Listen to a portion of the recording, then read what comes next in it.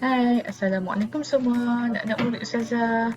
Okey, hari ni kita nak sambung pelajaran kita iaitu Pendidikan Islam tahun 1 di dalam bidang Jawi. Okay, sebelum tu, Ustazah harap kamu semua dalam keadaan sihat dan dapat meneruskan pembelajaran kita pada minggu-minggu akhir ini dengan baik. Okey. Hari ini kita nak belajar 5 patah perkataan, 2 suku kata tertutup. Okey, ikut baca sama-sama dengan Ustazah. Okey, canun can, tasin tas. Canun can, tasin tas, cantas. Okey, bagaimana cara kita menulis? Huruf ca tarik dari atas dulu. Ca nun can ta sin tas. Can tas. Okey, kemudian perkataan yang kedua. Sin mim sam barobar. Sin mim sam barobar, sambar. Okay. Cara tulis mesti dari arah kanan. Sin, mata sin. Mim, mim bila bersambung potong kaki dia kan. Baro, sambar. Okay, perkataan yang ketiga. Kaf mim kem barobar.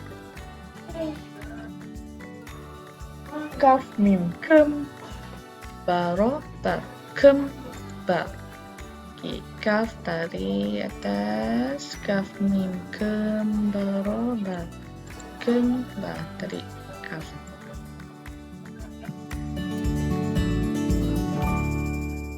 Di perkataan yang keempat, sin nun san dar rodar.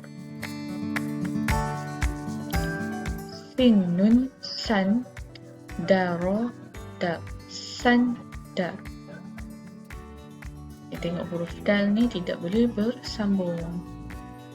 Okey, mata si gigi si sin, 2 gigi, sin nun san bersambung dengan dar. Okey, sandar. Okay, perkataan yang terakhir. Kaf nun kan daro dar. Kaf nun kan daro dar, kan dar. Cara menulis. Kaf nun kan bersama dengan dar, ro dar. Titik, tarik huruf kaf. Kaf nun kan daro dar, kan dar. Okey, itu dia 5 patah perkataan yang kita dah belajar. Ustazah harap video pembelajaran ini memberi manfaat pada anak-anak semua. Dan ingat pesan Ustazah, man jada wa jada, siapa yang berusaha dia akan berjaya. Okey, terima kasih. Bye.